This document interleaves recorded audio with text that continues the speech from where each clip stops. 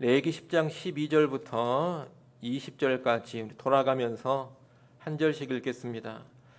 모세가 아론과 그 남은 아들 엘르아살에게와 이다말에게 이르되 여호와께 드린 화제물 중 소제에 남은 것은 지극히 거룩하니 너희는 그것을 취하여 누룩을 넣지 말고 제단 곁에서 먹되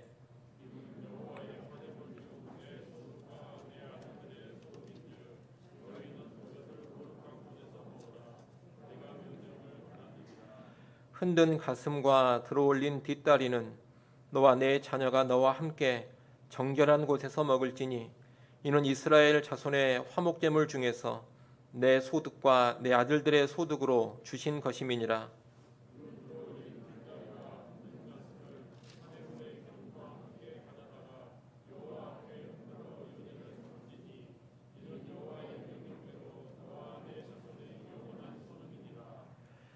모세가 속죄제 드린 염소를 찾은즉 이미 불살랐는지라. 그가 아론의 남은 아들 엘르아살과 이다말에게 노하여 이르되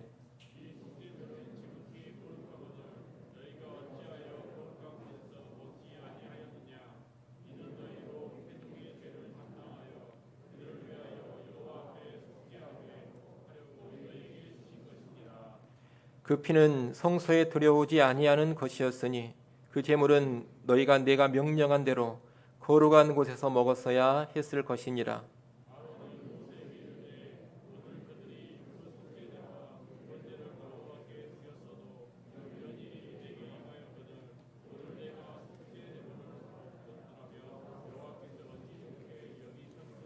같이 봅니다. 모세가 그 말을 듣고 좋게 여겼더라.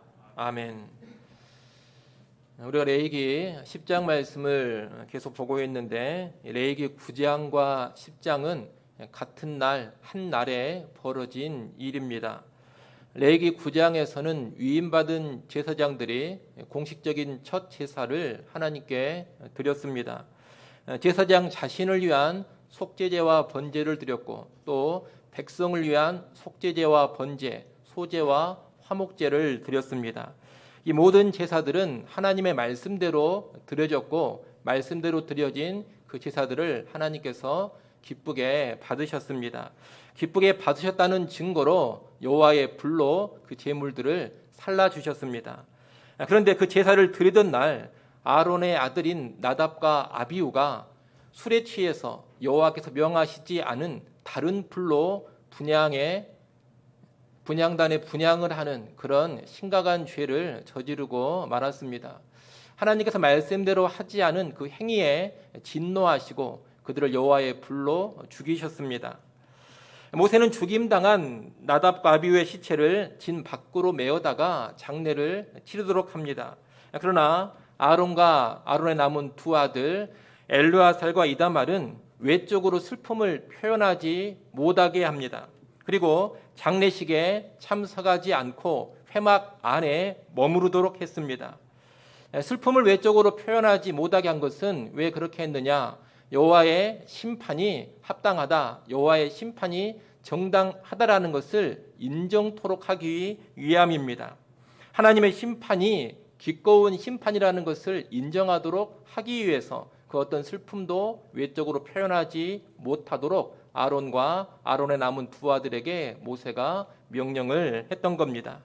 그리고 회막 안에 머무르게 한 것은 거룩한 제사장으로서 부정한 시체를 접촉하지 못하도록 하기 위함이요.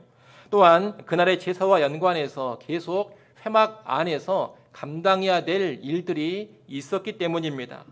오늘 본문은 회막 안에서 계속 감당해야 될 제사의 업무와 연관해서 특별히 제사드린 제물의 처리에 관한 내용입니다. 우리가 전에 제사법에서 쭉 살펴봤는데 소제, 화목제, 속죄제, 속건제는 제물의 일부를 제단에 태우고 나머지 고기를 또 나머지 제물을 제사장이 먹었습니다. 이 제물을 먹는 일까지 진행을 해야지 제사 절차가 다 마무리가 되는 겁니다. 그래서 모세는 오늘 본문에 하나님이 주신 명령대로 그 절차를 진행하도록 지시를 하고 있는 겁니다. 먼저 오늘 본문 12절, 13절에서는 소제와 연관해서 소재 제물을 먹는 절차를 말하고 있습니다. 12절 중반에 보면 화제물 중 소재에 남은 것은 지극히 거룩하니 너희는 그것을 취하여 누룩을 넣지 말고 제단 곁에서 먹으라, 그렇게 말합니다. 이 소재는 밀가루로 드리는 제사입니다. 소재를 드릴 때에는 소재물의 일부를 번제단에서 태웁니다. 그리고 나머지는 누룩을 넣지 말고 제단이 있는 곳 회막 안에서 요리를 해서 먹어야 합니다. 그래서 모세는 소재물에 누룩을 넣지 말고 제단 곁에서 먹어라, 이렇게 명령한 것입니다. 13절 말씀에도 보면 이 소재물은 아론과 아론의 아들들의 소득이니 그것을 거룩한 곳에서 먹어라, 이렇게 말씀합니다. 여기서 거룩한 곳은 회막을 말합니다. 회막 안에서 소재물을 먹으라는 겁니다. 한마디로 여호와의 명령대로 소재물을 처리하라는 겁니다. 이어지는 14절 15절은 화목제물의 처리입니다. 화목제를 드릴 때에는 제물의 일부를 제단에 태우고 나머지 고기는 제사장과 백성들이 먹습니다. 이때 화목제로 바쳐지는 짐승의 가슴과 오른쪽 뒷다리가 제사장의 몫입니다. 제사장은 그 가슴과 오른쪽 뒷다리를 요제로 드린 후에 자기 몫으로 취합니다. 그리고 나머지 고기는 백성들이 가져다 먹는 겁니다. 그래서 14절에 보면 가슴과 뒷다리를 정결한 곳에서 먹어라, 이렇게 말하면서 이 부위는 하나님이 제사장들의 소득으로 주신 것임을 말하고 있습니다. 제사장들은 화목제 제물도 정결한 곳에서 먹어서 처리를 해야 했던 겁니다. 여기까지는 별 문제가 없었습니다. 소재의 제물, 화목제의 제물 처리하는 데에는 아무런 문제가 없었다는 겁니다. 그런데 속죄제 제물과 연관해서 문제가 생겼습니다. 소재와 화목제 제물 처리에 관해서 말한 후에 모세는 속죄제 제물을 찾았습니다. 16절 말씀을 한번 보십시오. 16절에 보면 모세가 속죄제 드린 염소를 찾은즉, 이렇게 되어 있습니다. 우리가 이미 한두 차례 봤는데 속죄제 제물은 그 제물의 피 처리를 어떻게 하느냐에 따라서 제사장이 먹는 것이 있고 제사장이 전혀 먹지 않고 집 밖에서 다 태워야 하는 것이 있습니다. 죄가 심각한 경우에는 그 속죄제 제물의 피를 가지고 성소 안에 향단에까지 가지고 들어가서 향단에 피를 뿌리고 향단 뿔에 피를 발라야 합니다.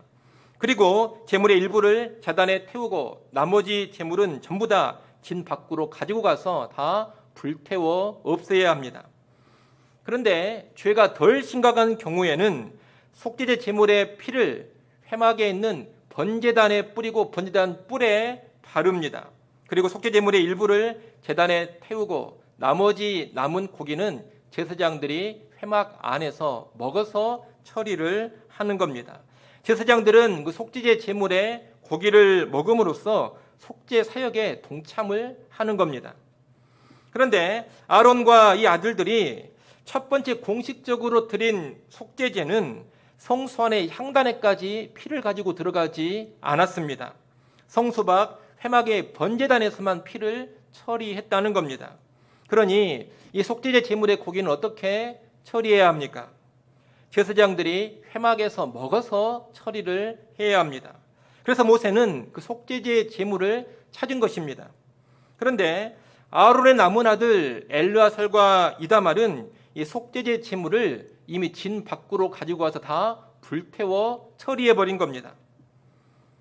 한마디로 하나님의 말씀대로 행하지를 못했습니다. 그래서 모세는 이 엘르아살과 이다말에게 크게 화를 냅니다. 노하여서 말했다 그럽니다. 17절, 18절 말씀을 여러분 한번 읽어보십시오. 17절, 18절 읽습니다.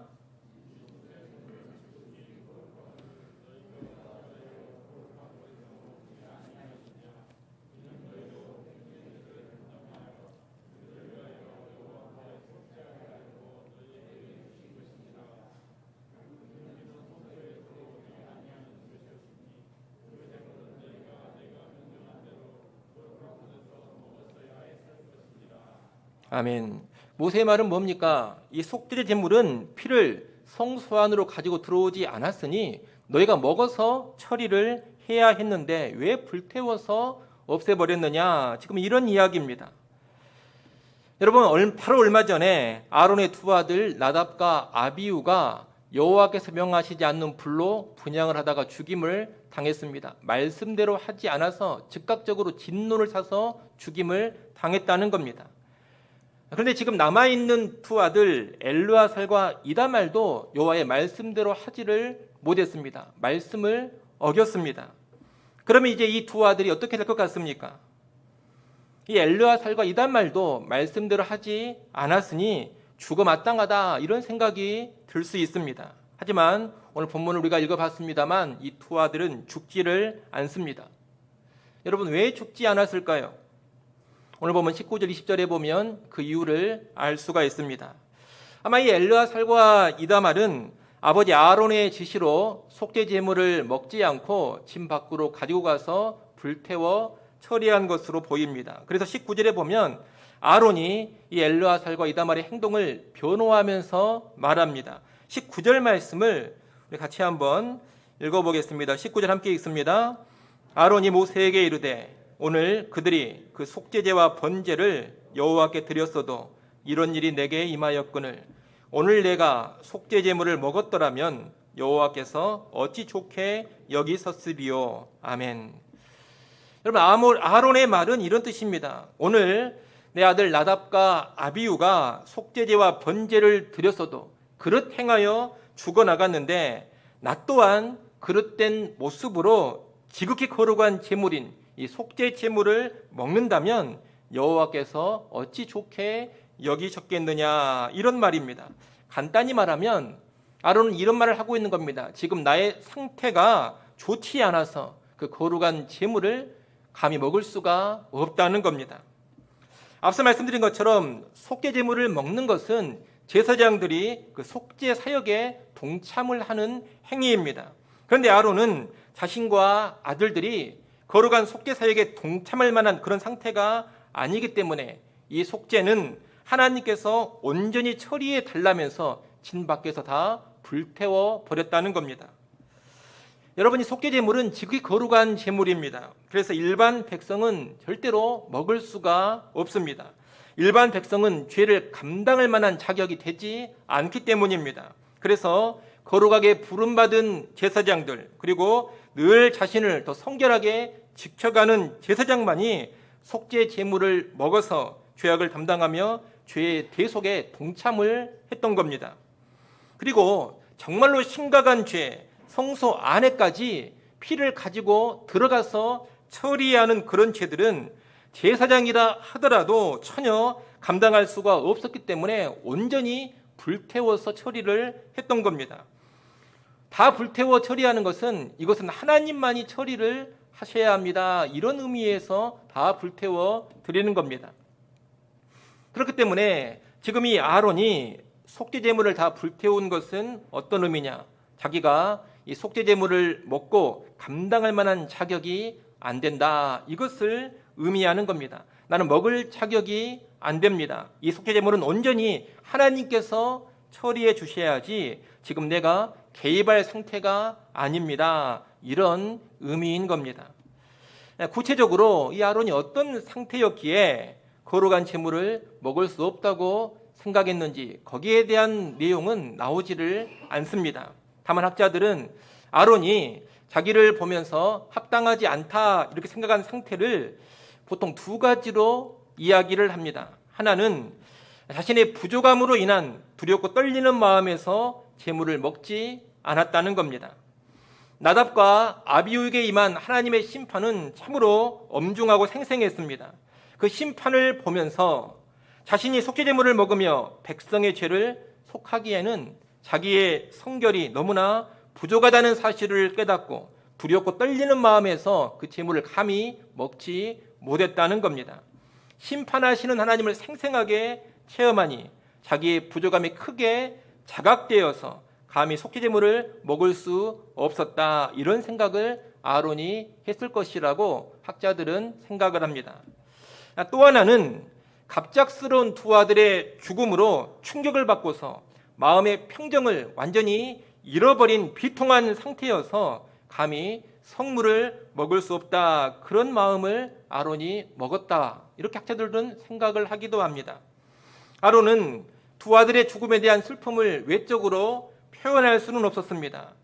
아무런 슬픔을 표현하지 않고 하나님의 심판을 그대로 인정하고 받아들였습니다. 하지만 그런 외적인 태도와는 별개로 아버지로서 그의 마음이 결코 편안했을 리가 없습니다. 얼마나 비통했고 얼마나 그 마음이 산란했겠습니까?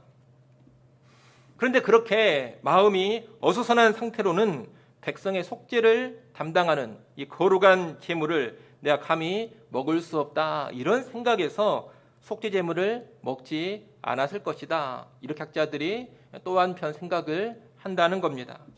두 가지를 말씀드렸는데 정확히는 우리가 알 수가 없습니다. 하지만 어떻게 보든지 간에 아론이 속죄 제물의 고기를 먹지 않은 것은 하나님의 명령을 몰라서가 아닙니다. 또는 하나님의 명령을 무시해서도 아닙니다. 오히려 거룩하신 하나님을 크게 경외하고 그 하나님 앞에 더 합당하게 서기 위함이었습니다. 그리고 속죄 제물의 처리에 조금이라도 누가 되지 않도록 하기 위함이었습니다. 다시 말하면 여호와를 경외하며 그가 알고 있는 하나님의 말씀 앞에 더 온전히 합당하게 서고자 하는 마음에서 속죄 제물을 먹지 않고 불태워 처리를 했다는 겁니다. 20절에 보면 모세가 아론의 이 말을 듣고서 좋게 여겼다, 이렇게 기록하고 있습니다. 아론의 행동을 질책하지 않고 잘한 것이라고 모세가 인정을 해줬다는 겁니다. 모세가 이런 반응을 보인 것은 하나님께서도 아론의 행위를 용납하시고 인정해 주셨음을 의미합니다. 하나님께서도 아론의 행위를 문제 삼지 않으셨다는 겁니다. 이로 인해 엘르아살과 이다말은 말씀대로 하지 않고 속죄 제물을 불태워 버렸음에도 불구하고 아무런 해를 당하지 않은 겁니다. 오늘 본문이 이렇게 마무리가 되는데 우리는 오늘 본문에서 중요한 원리 하나를 배워야 합니다. 그것은 뭐냐? 율법은 그 정신을 지키는 것이 중요하다. 율법은 그 정신을 지키는 것이 더 앞선다, 이것입니다. 구약이든 신약이든 다 마찬가지입니다. 율법은 외적인 문자 그대로 지켜가는 것이 핵심이 아닙니다. 무엇이 핵심이냐? 율법의 문자가 내포하고 있는 정신을 지키는 것이 핵심인 겁니다. 우리가 여호와의 말씀대로 해야 한다, 이렇게 배웠는데 여러분이 여호와의 말씀대로 해야만 한다는 것은 기계적인 규범이 아닙니다. 무조건 말씀의 글자 하나하나를 따지면서 글자 그대로 다 하면 인정을 받고 글자 한 자라도 그릇되게 행하면 저주를 받는다, 그런 것이 아니라는 겁니다. 아론의 두 아들 나답과 아비후는 여호와의 말씀대로 안 했습니다. 그래서 저주를 받아 여호와의 불로 죽임을 당했습니다. 아론의 남은 두 아들 엘르아살과 이다말도 여호와의 말씀대로 하지를 않았습니다. 그들은 속죄 제물을 아버지 아론과 함께 먹어야 했습니다. 그것이 가르쳐준 하나님의 명령이었습니다. 하지만 그 명령대로 그들은 안 했습니다. 먹지를 않았다는 겁니다. 진 밖으로 가지고 가서 다 불태워버렸습니다. 분명히 문자적으로만 따진다면 아론과 두 아들은 뭘 한 것이냐? 명령을 어긴 겁니다. 하지만 말씀을 어겼지만, 명령을 어겼지만 아무런 문제가 없었습니다. 모세가 비록 처음에 그 행동을 노하여 꾸짖었지만 왜 그렇게 했는가 의도를 듣고서는 그것을 좋게 여겼다, 그렇게 성경은 이야기를 하고 있습니다. 여러분, 나답과 아비후 그리고 엘르아살과 이다말 둘 다 말씀을 어겼는데 그 둘의 차이는 무엇입니까? 나답과 아비후는 왜 말씀들을 안 했습니까? 그들은 여호와의 말씀을 무시하면서 말씀대로 안 한 겁니다. 술 취해서 말씀을 가볍게 여기고 자기들 멋대로 하는 방종으로 말씀을 깨트린 겁니다. 그런 방자한 행태에 대해서 하나님께서 진노하시고 불로 치셨습니다. 그에 비해서 이 엘르아살과 이다말은 왜 말씀 그대로 행하지 않은 겁니까? 말씀을 무시해서 그랬습니까? 자기들 마음대로 하고 싶어서 그런 겁니까? 그런 게 아닙니다. 말씀을 무시해서가 아니고 자기들 멋대로 방종하고 싶어서 그런 게 아닙니다. 오히려 거룩을 요구하고 경외감을 요구하는 그 말씀 앞에서 경거망동하지 않고 혹시라도 그릇 행하지 않도록 하기 위해서 그렇게 했던 겁니다. 그 말씀이 요구하는 정신을 더 온전히 구현하고자 하는 그런 차원에서 문자 그대로 준수하지 않고 다른 행동을 취한 겁니다. 비록 문자 그대로 준수하지는 않았지만 아무나 속죄 제물을 함부로 감당해서는 안 된다는 그 말씀의 정신은 그들이 더 온전히 구현을 한 겁니다. 그래서 하나님께서 인정하시고 좋게 보시며 용납을 하신 겁니다. 여러분, 이 레위기 말씀은 율법이 처음 전해지는 그런 시작점에 주어지는 말씀입니다. 근데 율법은 이렇게 처음 주어질 때부터 외적인 문자보다 내면의 정신이 더 중요하다, 이것을 분명히 가르쳐주고 있습니다. 말씀대로 해야 하는 것은 기본 원칙입니다. 말씀대로 안 하면 하나님께서 거부하십니다. 그러나 말씀의 정신과 의도를 더 잘 이루기 위해서 경외감으로 행한다면 말씀 그대로 하지 않는 것을 하나님께서 용납해 주신다는 겁니다. 그러니 우리는 하나님의 말씀과 연관해서 나답과 아비후의 모습을 크게 경계하면서 동시에 엘르아살과 이다말의 모습이 용납된다는 것도 알아야 합니다. 이 두 가지 상황을 모두 다 잘 알고 있어야 하지만 하나님의 말씀을 무시하지 않으면서도 말씀을 문자적으로 기계적으로만 준수하려고 하는 그런 굳어있는 태도를 피할 수가 있는 겁니다. 우리가 우리 주변을 보면 사람들은 종종 나답과 아비후의 잘못을 저지르곤 합니다. 말씀대로 섬겨야 한다, 이 중요한 원칙을 망각합니다. 말씀을 제대로 모르고 또는 말씀을 무시하고 자기 뜻과 자기 생각대로 행해버리려고 합니다. 어찌됐건 효과만 있으면 되지 않느냐, 그런 마음으로 그릇 행하기도 하고, 하나님은 중심을 보시니 마음만 좋으면 되지 않느냐, 동기만 좋으면 되지 않느냐, 그런 마음으로 말씀을 무시하고 그릇 행하기도 합니다. 하지만 여러분, 아닙니다. 말씀을 모르거나 무시하는 행태를 하나님은 절대 용납하지 않습니다. 또 아무리 효과가 좋아도 말씀대로 하지 않으면 하나님의 진노를 사게 됩니다. 좋은 마음으로 좋은 동기로 했다 하더라도 말씀을 무시하면 진노를 사는 일이 됩니다. 그러니 우리는 어떤 이유로든 함부로 말씀을 무시하지 않도록 해야 합니다. 아울러 사람들은 말씀을 기계적으로만 지키려고 하는 그런 어리석음을 범하기도 합니다.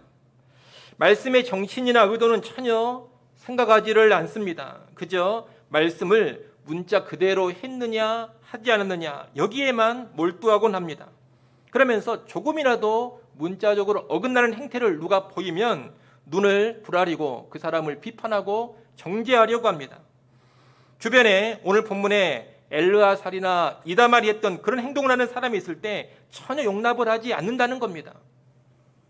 왜 그렇게 했는지 이유를 따지지도 않고 아무튼 문자적으로 뭔가 어긋난 것이 있으면 즉각적으로 정죄하고 벌을 주려고만 합니다. 하지만 그래서도 안 되는 겁니다. 때로는 말씀의 정신을 더 잘 구현하기 위해서 주어진 명령 그대로 안 할 수도 있습니다. 말씀을 주신 의도, 그 정신에 더 잘 순종하기 위해서 문자 그대로 따르지 못하는 경우도 있는 겁니다. 그런 경우는 하나님이 얼마든지 인정해 주신다 했습니다.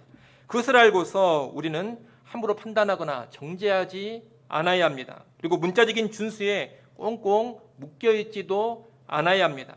경우에 따라서 예외가 있는 것이고 융통성이 있어야 하는 겁니다.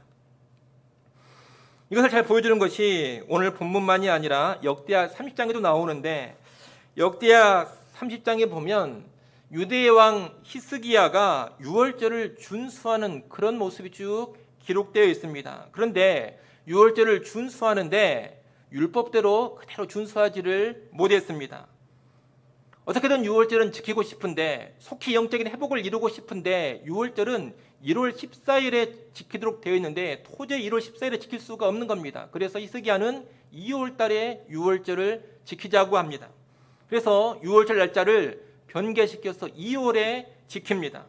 또 유월절을 지키는데 정결한 가운데 유월절 어린 양을 먹어야 하는데 하도 많은 사람들이 유월절 어린 양을 먹는 와중에 정결하지 못한 가운데 유월절 양을 먹는 그런 일들이 벌어졌습니다. 히스기야 그것을 알고서 하나님 앞에 그래도 우리가 하나님 앞에 바로 서고자 이렇게 했으니 이 부족함을 용서해 주옵소서 그렇게 기도를 하니 하나님께서 인정하시고 사해 주셨다. 그렇게 역대하 3장 말씀은 기록을 하고 있습니다. 여러분, 히스기야는 영적으로 완전히 망가진 유대 나라를 회복시키기 위해서 유월절을 성대하게 지키고자 했습니다. 그 마음, 그 의도가 하나님 앞에 순수했습니다. 순전했습니다. 그리고 유월절의 정신을 어떻게든 더 잘 구현해 보고자 했습니다. 그 과정에서 율법 그대로 행하지 못한 것은 있었지만 하나님께서 유월절의 정신을 그래도 더 잘 구현하고자 움직이는 모습을 히스기야와 유대 백성들이 보여주고 있으니 율법을 문자 그대로 지키지는 못했다 하더라도 하나님이 다 인정하시고 용납을 해 주셨던 겁니다. 제가 히스기야의 예를 말씀드렸는데 히스기야 예 아니고도 여러 부분에서 말씀 그대로 문자적으로 지키지 않는다 하더라도 그 정신을 더 잘 구현하는 모습으로만 나아간다면 하나님께서 노하시지 않고 얼마든지 인정해 주시는 그런 예들이 성경에는 많이 있습니다. 그러니 우리가 그런 내용들을 잘 알고서 하나님의 말씀을 기계적으로 문자적으로만 지키는 것이 능사는 아니다라는 것을 꼭 알고 있어야 한다는 겁니다. 여러분, 오늘 이 레위기 10장 말씀을 통해서 나답과 아비후의 모습도 기억하시고 엘르아살과 이다반의 모습도 기억하십시오. 이 두 가지 모습을 모두 알고 있어야지만 균형 잡히고 건강한 신앙생활을 할 수가 있습니다. 결국 이 레위기 10장은 말씀대로 섬겨야 한다 이것을 강조하면서 말씀의 외적 준수보다는 그 정신을 알고 섬기는 것이 더 앞선다 이것을 가르쳐 주는 겁니다. 우리는 이 교훈을 명심하고 말씀대로 섬기되 말씀의 문자적 준수보다는 말씀의 정신을 언제나 앞세우면서 주를 섬겨갈 수 있기를 간절히 소원합니다. 기도하겠습니다.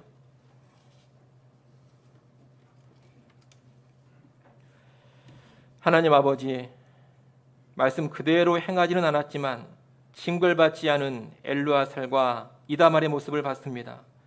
문자 그대로 행하지 않은 의도가 말씀의 정신에 더 온전히 순종하기 위함이었기에 그 행위를 용납해 주심을 받습니다. 말씀대로 섬겨야 하지만 말씀의 외적 준수보다 말씀의 정신을 알고 섬기는 것이 앞선다는 것을 우리가 늘 기억해 하여 주시옵소서. 기계적인 말씀의 준수, 문자적인 순종에만 얽매이지 않게 하시고 말씀의 정신을 더 잘 구현하는 순종으로 우리가 나아가게 하여 주시옵소서. 예수님의 이름으로 기도드리옵나이다. 아멘.